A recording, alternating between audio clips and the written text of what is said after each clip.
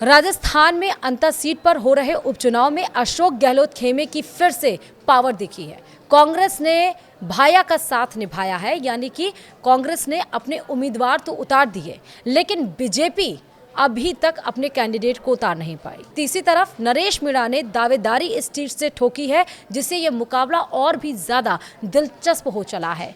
तो अब ये बड़ी चुनौती बन गई है और आखिरकार बीजेपी के तरफ से कौन से कैंडिडेट होंगे इस सीट के लिए राजस्थान में, हम आपको बताएंगे इस वीडियो में विस्तार से। नमस्कार, आप देख रहे हैं न्यूज़ 18 का डिजिटल प्लेटफॉर्म। मैं हूं आपके साथ श्रुति श्रीवास्तव। राजस्थान की अंता सीट पर होने वाले चुनाव को लेकर सरगर्मियां तेज हो गई हैं। इस सीट पर कांग्रेस ने अपने प्रत्याशी की घोषणा कर दी है। यहां 12 जिले की कांग्रेस को लीड करने वाले प्रमोद जैन भाया पूर्व मुख्यमंत्री अशोक गहलोत खेमे से आते हैं। पार्टी हाईकमान ने इस नेता पर एक बार फिर से बड़ा भरोसा जताया। बता दें कि प्रमोद जैन भाया ने अंता 12 सीट जब एक थी तो साल 2003 में पहला चुनाव निर्दलीय लड़ा था और जीत दर्ज की थी। इसके बाद परिसीमन होने के बाद अंता विधानसभा अलग नई सीट बनकर उभरी और तब से प्रमोद जैन भाया इस सीट पर लगातार कांग्रेस की टिकट पर चुनाव लड़ते हुए आ रहे हैं। कांग्रेस के टिकट पर प्रमोद जैन भाया ने अब तक 4 चुनाव लड़े हैं और 2 में से जीत दर्ज की है। 2 में हार का उन्हें सामना करना पड़ा। ये 5वां मौका है जब कांग्रेस पार्टी ने उन पर फिर से भरोसा जताया है।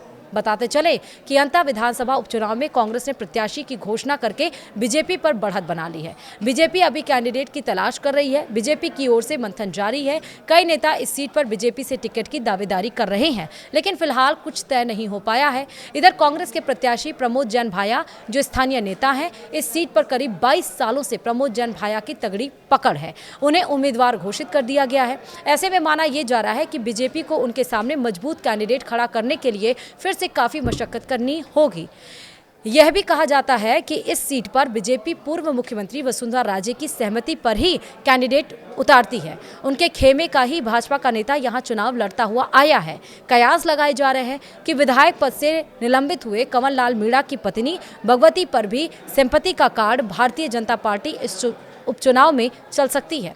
भगवती को बीजेपी का प्रत्याशी बना सकती है।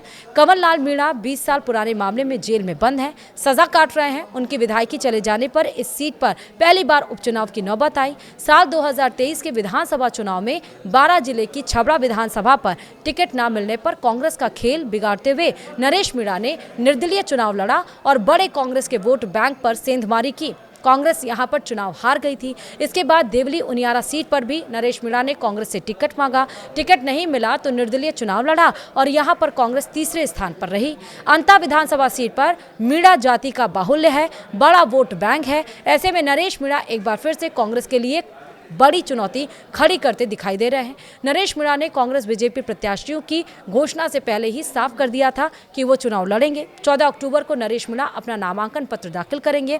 ऐसे में उनका मकसद चुनाव जीतने से ज्यादा कांग्रेस पार्टी द्वारा टिकट नहीं देने पर कांग्रेस का खेल बिगड़ने का रहेगा। वहीं नरेश मीणा सचिन पायलट गुट के नेता माने जाते हैं भारतीय जनता पार्टी की तरफ से। और वहीं नरेश मीणा ने सोशल मीडिया पर भी एक पोस्ट वायरल किया था, जिसको लेकर सुखजिंदर सिंह रंधावा ने अपना रिएक्शन भी दिया है। सुखजिंदर सिंह रंधावा ने कहा कि पार्टी की जो बात होती है वो सोशल मीडिया के जरिए नहीं होता है, हम सबको एक साथ लेके चलते हैं। वो बड़े नेता हैं, अगर मुझे पहले पता होता तो मैं ही जाकर उनसे मिल लेता। बताते चले कि 14 अक्टूबर को न सिर्फ नरेश मीणा नामांकन अपना दाखिल करेंगे, बल्कि वो रैली को संबोधित भी करेंगे। उन्होंने कार्यकर्ताओं से अपील की है कि उस रैली में वो शामिल हो और इस रैली को लीड करेंगे पूर्व मंत्री राजेंद्र सिंह गुढ़ा।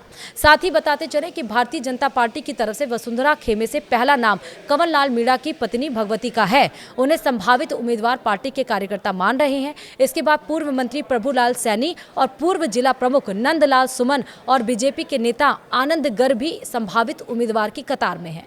आनंद गर को वसुंधरा खेमे से अलग माना जाता है, लेकिन अब देखना दिलचस्प हो गया कि अगर नरेश मीणा उतर रहे हैं, बीजेपी ने अभी अपना कैंडिडेट उतारा नहीं है, वहीं कांग्रेस ने प्रमोद जैन भाया को उतार दिया है, जिससे कि अभी जो चुनाव हुआ था विधानसभा का, उसमें कमल लाल मीणा ने 5000 से ज़्यादा वोटों से जीत हासिल की थी और प्रमोद जैन भाया को इसमें पटकरी दी थी। लेकिन कांग्रेस ने बीजेपी से पहले अपने कैंडिडेट उतार के बीजेपी को ज़रूर टेंशन में ला दिया है। देखना होगा कि बीजेपी की तरफ से कौन होगा इसमें कैंडिडेट, और इस त्रिकोणीय मुकाबले में जब 14 नवंबर को इस पर मतगणना होगी तो कौन मारेगा बाजी।